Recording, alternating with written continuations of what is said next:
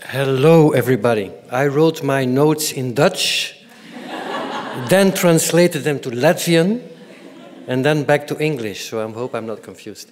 How do you say it in Latvian? Culturālis renovat... How do you say it? Kultūras renovācija. Renovācija. Great. Let's start with an old movie. A very short scene of an old movie I want to share with you before starting. Can you... Anit, can you put the first image, the first small movie? Bambi! Bambi, come here! Look. New spring grass.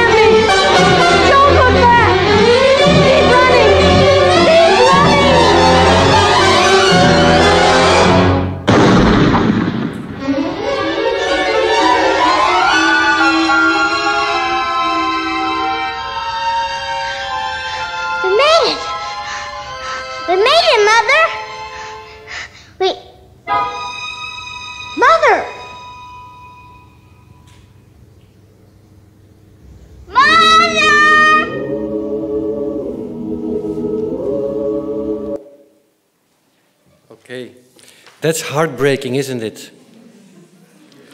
When have you seen that for the last time? You have seen the movie? Yeah, yes, of course. We have. It's a classic.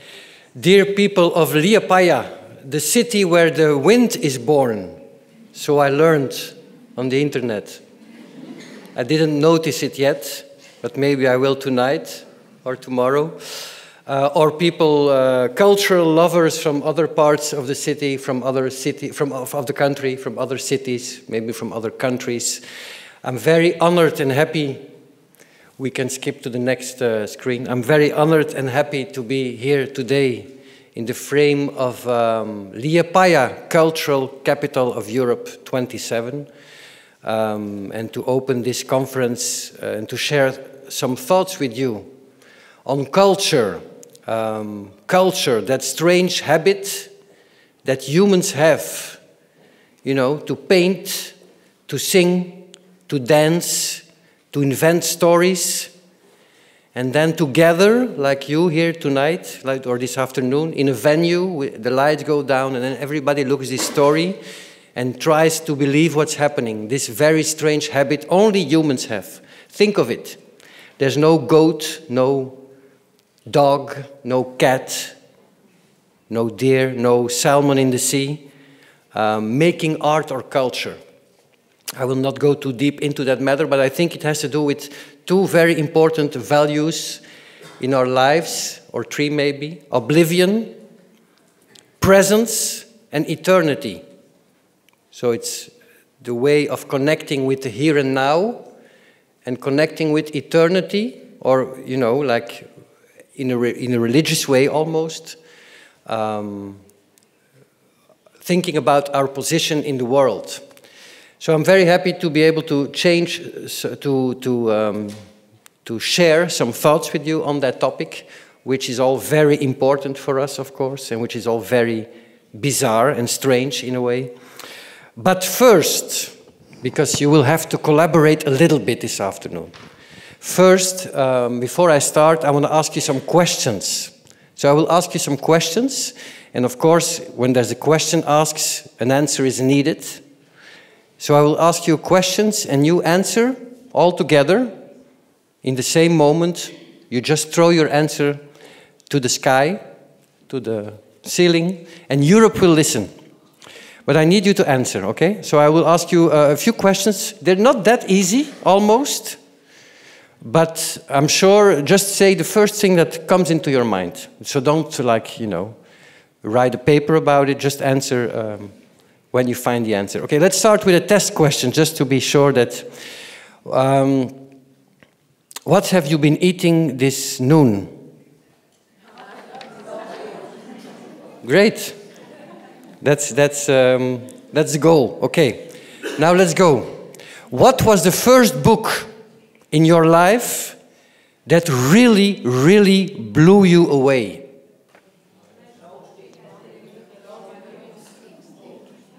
That's a lot of titles.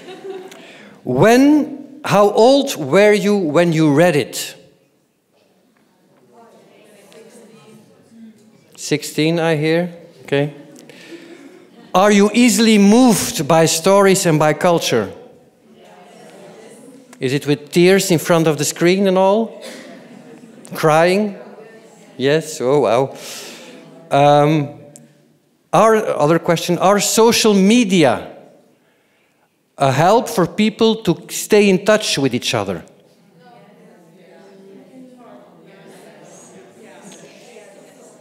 Are social media a plus for our democracy? Depends. Is democracy, it's a good day to ask the question, in danger? Yes. It's funny, I often ask that question and everybody goes cheering, yes! It's a little bit funny. Yeah. Can art be not political? Is art for the happy few? Depends mostly, yes. Who knows a poem by heart? Who knows? There must be more people there in the back. Great. All right. Can you, to save the world, glue yourself to a painting of Van Gogh? Can you, to save the world, glue yourself to a painting of Picasso? Sure? He made enough. Can you, to save the world, that's the last one, I don't know if you know him, glue yourself to a painting of Jan Fabre? No. Okay. Here for some questions. When I was 20 years old, the city was full of posters with a young musician on it, with a flute. And next to the young musician, there was a question. Can art save the world? And it's a coincidence or not? But it was a poster campaign of the city of Antwerp. Who ever been to Antwerp? That year, 1993, cultural capital of Europe. I'm 21 years old. I work in a cafe in the center of Antwerp, in a bar. And every time I go out with some beers or some Diet Cokes in my hand, I look at the street and I see this poster looking at me with this young guy with the flute and the question next to it. Can art save the world? I mean, what a question, no? What a stupid question. One fool is enough to push the wrong button and the world is bombed to pieces. But still, nevertheless, that's the poster. Kan kunst de wereld redden? For those who speak Flemish, Dutch. But nevertheless, the question kept on playing in my mind. And maybe that is because it was asked to me on a very, very receptive, important moment in my young existence. I was studying at the university, French literature, but that's not important. But I was very young, and I have a theory about this. All the things that you learn, read, absorb, close into your heart before your 20th birthday, it stays with you till the light goes out. It stays your frame of reference till the end of times. It's like that with being in love, with love and with the arts. Who does remember or doesn't remember his first broken heart? How old were you? 16? Who doesn't remember his first time falling in love? And this becomes like the reference for the rest of your life in a way. And that's exactly for me why it is so important for young people to be able to get to know art and culture, or at least to make it available and accessible. Not everyone, that's how I try to put it often, not everyone has to like theater. Not everyone, because then people say, well, but I don't like it. Not everyone has to like football. Not everyone has to like theater or concerts or music. But everyone should be able to have access to it. Every young boy or girl or whatever from Liepaja who walks in front of this building should have the impression, this could be my building, this is my house, I belong here. It's an open house. I think this is not just, I want to open with that remark in a way, this is not just for me something I'm saying, this is not the talking point of the day. I think it hits at the very heart of democracy and human rights. I think access to culture and to beauty is a human right, a crucial part for well-being and for life quality.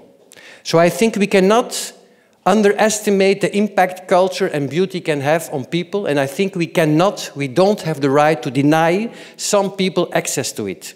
So open the gates to everybody who would like to enter is very important, I think. I think when you are becoming a cultural capital like Liepaja is, that is one of the crucial matters or questions that you should ask yourself. Are we doing enough to open the cultural temples and theaters we have to all the audiences? If this is a project which not involves the young or the very young or the very old, the newcomers in Liepaja or the people who've been living here for like centuries, then I think it's not a total success if it's only like for a closed part of the community. But let's now go back to the poster. It's a very bourgeois poster in a way. So I saw this image for the first time when I was 21, and I was wondering for a long time, why did it struck me? Because there's something very special in the combination of the poster and the question put to it. The image and the question, in a way, they make like a pirouette. They make a dance together. They put you, in a way, in front of an abyss. Because, and I explain myself, it's a little bit like in literature, a mise en abîme, you know, the question keeps on echoing.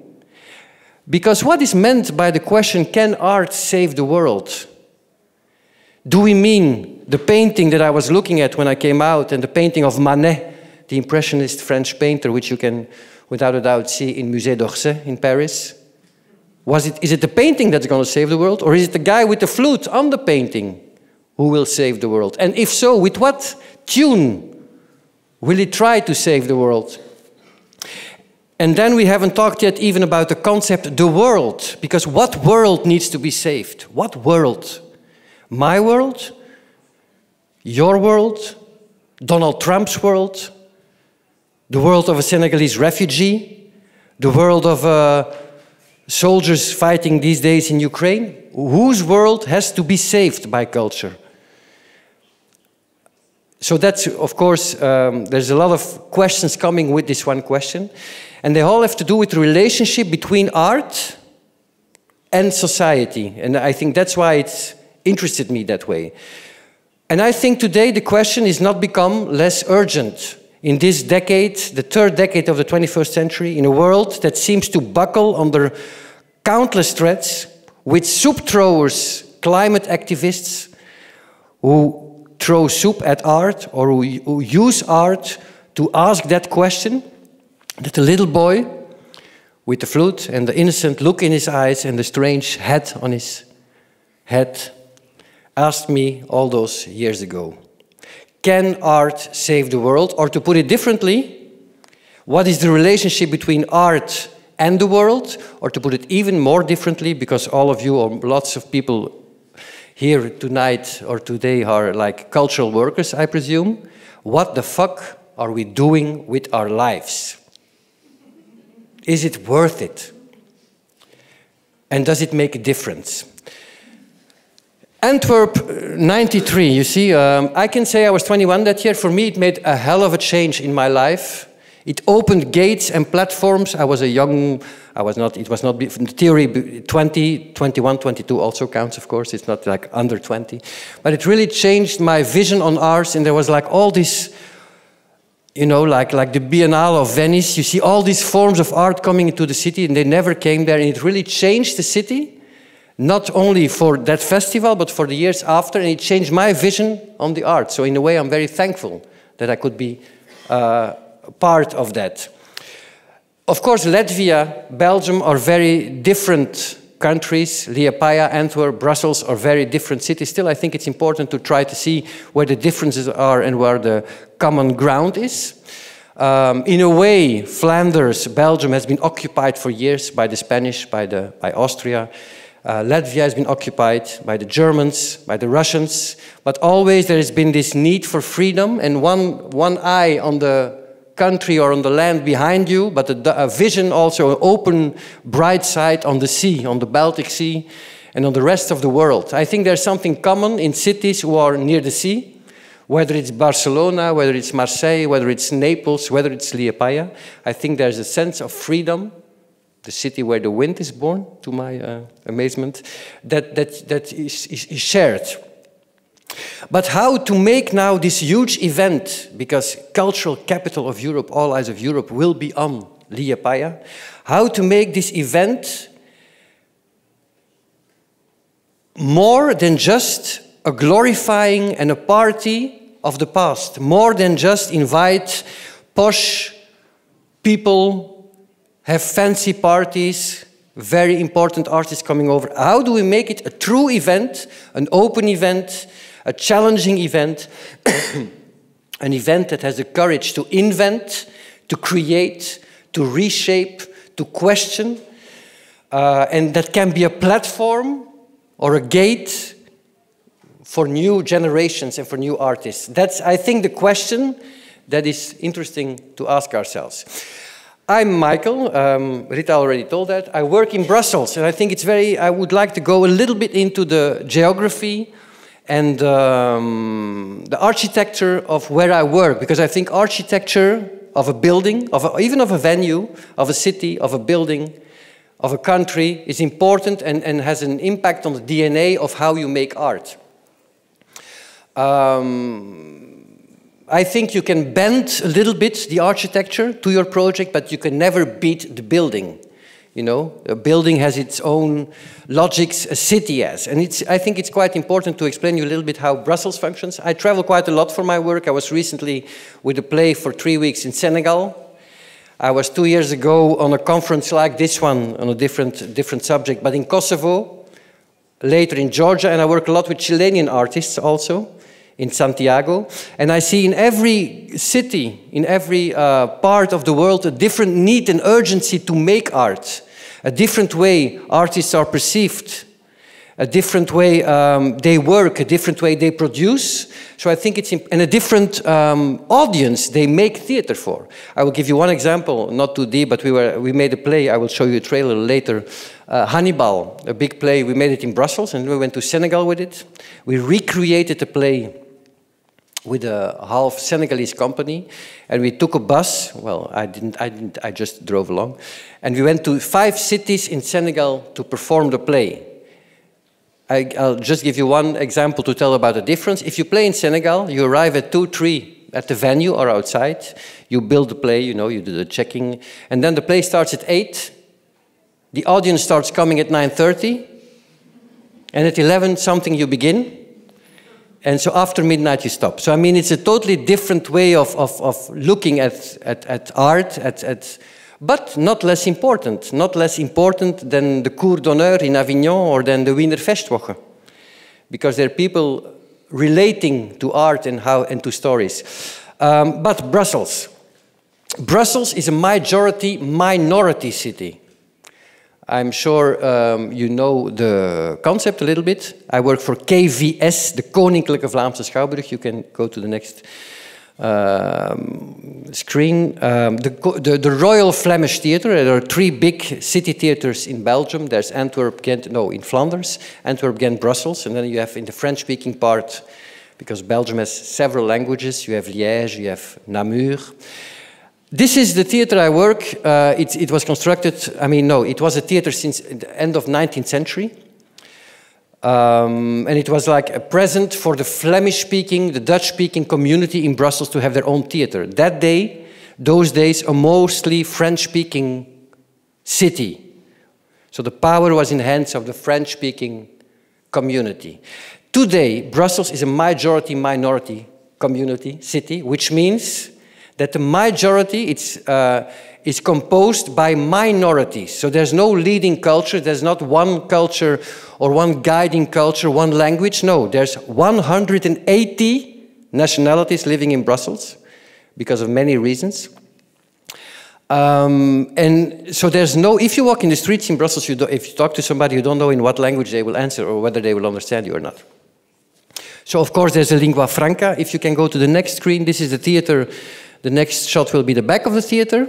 So there's a building there, and the next, you see the languages, the next screen, thank you. The languages, I will not go into details about this, but there you see the languages spoken in Brussels.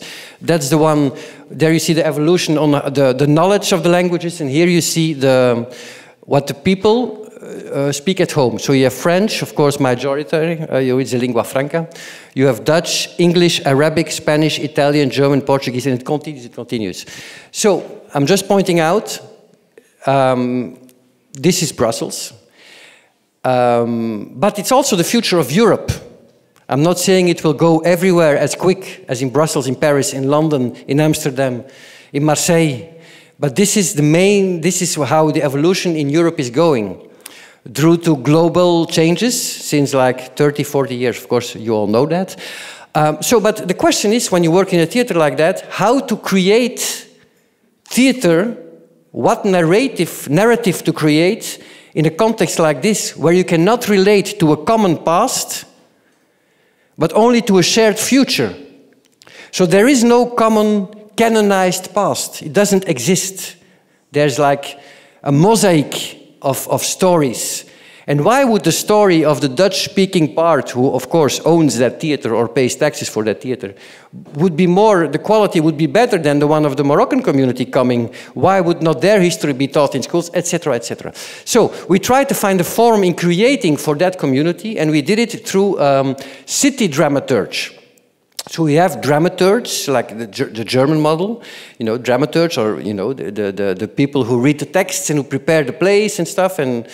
But we have city dramaturgs, which means that they don't read Molière or Shakespeare or Goethe, but they try to read the city, the alphabet of the city, to ask themselves or ask ourselves, what can we give back to that city? Not what can give the city to us, but what we can give back to the city to make the most relevant and the best theater today. And now I'm talking about the symbolic capital of a theater.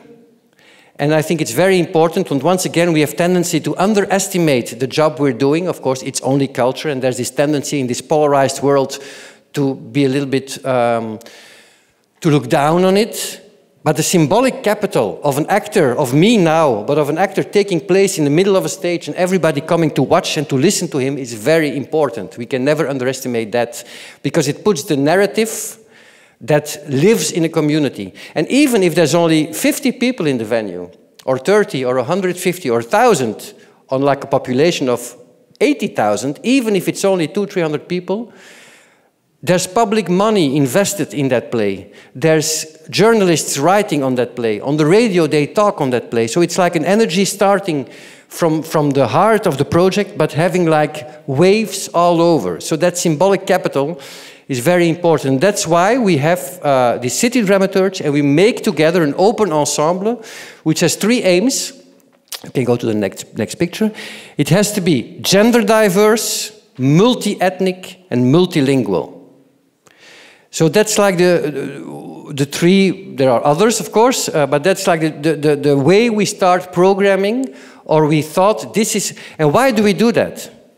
Or why did we start a project like this? Because we believe two things which are very important. This is the best way to make the best theater today. So it's not just like, to do fancy or something, or to be like the new kids in town, because it can guarantee us the best place and the best theater for tomorrow, one. And otherwise you would create a democratic deficit, how I call it, which means that you have like people creating theater for this small community, defining what quality is, and everybody should like look up to that quality. So I come back on quality later, but because I think there's a lot of a very important change happening because of that context we work in. So I'm watching the time. Meanwhile, yeah, let's go to quality. I've been really baffled by the enormous evolution that quality has been going through the last 5 years, decade, the last 10 years. And I'll try to explain very short because I will not go very deep into this matter, but it's crucial in a way. When I was in conservatory in the 90s, right after watching the picture of the young guy with the flute, there was this whole generation of very famous European directors. You know them, or some of them. Ivo van Hove, Anne-Theresa de Keersmaker, Christian Lupa, Warlikowski. There was from Belgium and the Holland coming the Flemish wave, but even, you know all these names. And we had this romantic vision on the arts that the director had his genius mind and that he could work till 3 in the night and do whatever he wanted and change his plans, and that everybody, the whole army around him, had to jump to make his dream come true. And that's not only just the artist making that truth. No, it's the whole community around. It's the press, it's the academic world, making this world of genius minds, developing this genius theater where everybody should jump and do what they want. It led to a lot of, we know what happened. And there's something very strange happening. We know what happened, and I'm not here to judge the generation. I think even sometimes there's exaggeration in the cancelling, because I think it's a problem of a generation also.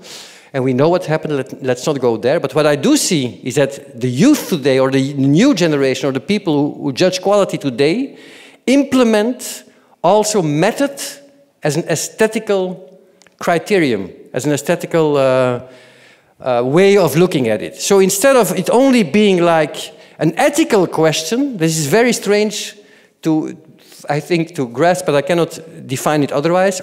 More than only an ethical method has become an aesthetical way of judging theater. Put otherwise, if a play is made not with the right methods, in real collaboration, in real entente with the team you work with the right representation even, without all the blind spots, if not, then the play cannot be judged as good anymore. Of course, it puts us with a lot of questions, interesting questions. Can we still read Voyage au bout de la nuit de Céline? Other example, can we still read Lolita by Nabokov? Can we still love paintings of Picasso, who appears to be a jerk? Can we still... So it puts us with a lot of questions, and I'm not giving the answers today, but I think it's very interesting, at least to ask the questions and to see what it does with quality today and with the way we look at how we produce. Because how we produce, and actually it's normal like hell, but how we produce is also what we produce. You cannot make a division between both, I think. And then I come to, and that's the reason I come to the next thing, which is the importance of art today in this world, in this post-COVID, polarized, globalized, AI-influenced, digitalized world. What can art do? We live in times today where everything, we are connected with our phones. We can have all the informations of the world. Like just, you call Dr. Google or you hit the 2 buttons and you know everything. Although there's a lot of fake information circulating, but still, we see movies whenever we want. In the middle of the night, you see your episode of Friends. We have access to all that information. We live in times where data, where computer, where Excel files, PowerPoints, or ruling the world, but what can be the power of art in that world, of empathy. And that's why I started this short sharing of ideas with the Bambi. You can go to the next screen. I call it the Bambi paradox. It's not yet an official notion, so you cannot Google it. And if you Google it, you should mention that I told you. But I hope one day people will know it, because I think for me it's the Bambi paradox, you know. People see Bambi and they cry their heart out because they understand the story, and they see on the news that people are dying at the coast of Lampedusa, at the coast of Crotone, or in Libya. They see war images from Gaza, which are totally unbearable, and you switch to the next channel. And then you watch a scene of two designated, how do you say that, an animation film, and you cry. And that's the power, I think, art or storytelling in what way can have today. And in these post-COVID times, in these hyper-individualized times, I think two notions, I talked in the beginning about presence and about eternity, two notions, and which is nearness and togetherness, we're here together, are two hyper-important values that theater and the arts have. You come out of your personal space, even in a museum. You go to another place, there's, you know, it's a physical act, it's a ritual of coming together, of meeting other people, of sharing thoughts, of being questioned, normally of being deconnected. And I think more than ever, that ritual has an importance in the world today. But what then, and I go back now to the wokeism and to the cancel culture, what then with, like, recently there was in England, but it's often, there was this, not a big scandal, but, you know, there was a protest against the performance of Richard III, because it was played with an actor who was not disabled. And people with a disability said, he cannot play that, because he doesn't understand that pain, our pain. That's one example. There are many examples. Can we still play, can I play a refugee? Can I make a play about Congo as a white Belgian man of 50 years old? The question is not can I think we can do everything, and art is the best way to go to empathy and to understanding. That's why I talked about Bambi in the beginning. The question is more, is it the best choice to do so? Is it a good idea that I make another play on Congo? I don't think so. Maybe it's time for, like, people, artists with Congolese roots, to tell their side of the story, even or also on other topics. That's why, and I go back, like, to the composition of, like, how do we try to make a program in Brussels, and how can you share space, share communication, co-curate, you know, so we don't always, like, want to impose what we want. But how can you, like, make that space like a co-owned space by many, many entities, minorities, people living in that city, of being part of that society. Not because the ones who are having the power now are not entitled or cannot do it anymore, but because it might be more interesting to, like, open the space and do it together. Because sometimes you have these reactions of people, or, yes, but why can we not tell our stories anymore? It's not about not being able to. So I think sometimes there's a misunderstanding, and an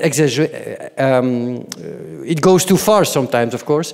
But I think deep down, the question should be, how can we relate to those minorities and give them the stage and share the stage, so that there's new narratives being shared with the audiences.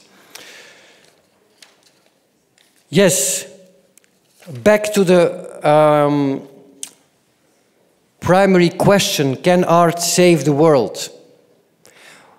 I wrote a book about it last year, and the title of the book was Only Imagination Can Save Us. And in that book I do this, I start with the fifer, the flute player from Manet, and then I do this search whether art can save the world or not, and of course it's a metaphorical question, but I did find the proof that art can save the world. And I found it not, a story, but it's a true story. Not in Brussels, not in Belgium, not in Liepaja, I'm very sorry. But in Italy, the country of the Rinascimento, in San Sepolcro. And once I was invited on a festival in San Sepolcro with a play. And the day before the premiere, I talked with this production manager, and he told me that Piero della Francesca was born in San Sepolcro, the big painter from the Rinascimento, Piero della Francesca. And he told me, even more, he said, it was a painting of Piero della Francesca that saved the city from being bombed, because I talked about bombs in the beginning, in the Second World War. A pilot, an English pilot, had to bomb San Sepolcro, but he didn't do it because he knew that the resurrection of Christ by Piero della Francesca, the most beautiful painting of the world, was in San Sepolcro. The story is even better. The pilot has a name. His name was Anthony Clark, and he never saw the painting himself. He read about the painting in a text by Aldous Huxley. He was it who called the resurrection of Christ by Piero della Francesca the most beautiful painting in the world. So I see the scenery in my head as in a movie, in a way. You have this pilot at 5,000 foot, ready to bomb a city, and he sees on his to-do list the bombing of San Sepolcro. He hesitates, he thinks, and then he thinks about that beautiful painting, and he activates the radio connection with London, and he says, "Sorry, sir, can do." And he makes a U-turn and he flies up onto the other side. I see it as if it's a scene in a movie, and everybody goes out, the movie's finished, and you stay there, sit on your chair, and you look at the titles, you hear the last song of the music, and you stay there because you want to know every song, what was sung in the film, in the movie, and every actor who was acting in it, because you were so bewitched by the story. So what can a city theater or a festival really mean for that city? A theater that is not, or a festival, in service of a career or a development, a theater where polyphony is the norm, where performances are held at various times of day and make sure that they are accessible to as many people as possible. A place that is connected to its neighborhood, anchored in the city, which for several reasons is also the world. A theater where diversity is not an end goal, but a starting point. Diversity in age, gender, and background. Not because it's a done thing, but because that polyphony is the best and only guarantee to make the best work possible today. How do you check that diversity? Somebody knows? How do you check whether the program is diverse enough? It's a crucial thing. Well, it's not an exam, but at the payroll at the end of the month. So not in the names, not in the credits. Look at the payroll and see whether as much women get paid as men, whether the diverse, whether it's, you have all the criteria you wanted in the program, you have it in the paychecks. A place where artists can follow each other's work, encourage each other, and where failure is an option. A theater, a festival, where artists get and take the time to research, to reflect, and to grow. In exchange, they coach each other. They create a dialogue with the audience, and they occasionally visit a classroom to get young people involved and to show them that theater can be for them regardless of talent, as long as there's passion. A place where imagination lives and where it opens doors in the mind, where the city is the canvas, and its street, houses and trees are the letters, commas and periods that write the text. Where everyone who wants to can contribute to drafting story that they can recognize themselves in. Where children from primary school age feel welcome, where you can dance and think, marvel, admire, and create community. It's maybe the most important. I think, of a theater. Create community. A city in the city, a theater as a crossroad, a vein, a beating heart, and a place that has meaning in the lives of everyone who wants it to. But to be honest and to answer the question, can art save the world? No, it can't. Art cannot save us. We are doomed. But at the very least, it's what connects us. It's what remains. It's the vulnerability we bear. It's the ritual that defies fear, that defies death. It's the common ground where we find each other, look each other in the eyes, slap each other in the face, tenderly hug and kiss each other. It's the board we play chess on, the love we share.